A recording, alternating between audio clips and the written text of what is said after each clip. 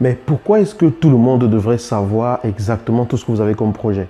Pourquoi est-ce que lorsqu'on a un projet à accomplir, beaucoup d'entre nous se mettent à le raconter à tout le monde, parfois pour s'en vanter, parfois pour montrer qu'elles ne sont pas du reste et tout? Pourquoi? En faisant cela, vous augmentez certainement la probabilité pour que votre projet ne mûrisse pas comme il faut et n'aboutisse pas comme il faut. Bonjour. Alors imaginez, vous êtes agriculteur ou bien imaginez un agriculteur qui voudrait semer du blé, par exemple.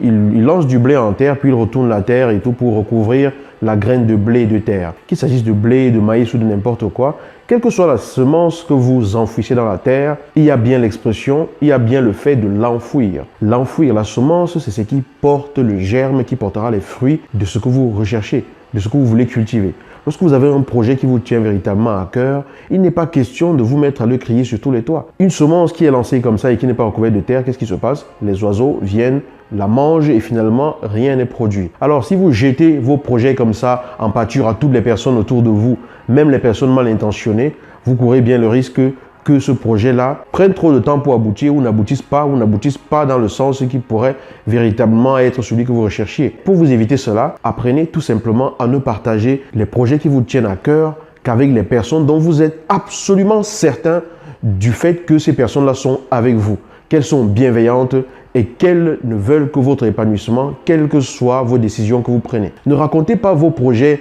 de vie à toutes les personnes que vous croisez, à tous vos collègues, à toutes les personnes de votre entourage, quelles que soient les motivations.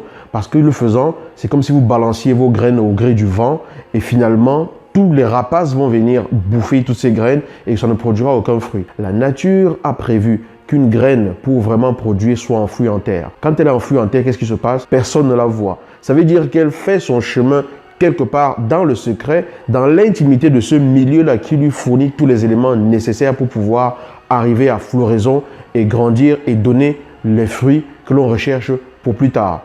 Mais si cette graine n'est pas véritablement enfouie comme il faut, dans la bonne terre, qu'elle n'est pas entretenue comme il faut, vous savez très bien comme moi, il n'est pas besoin d'avoir bac plus 50 pour se l'imaginer.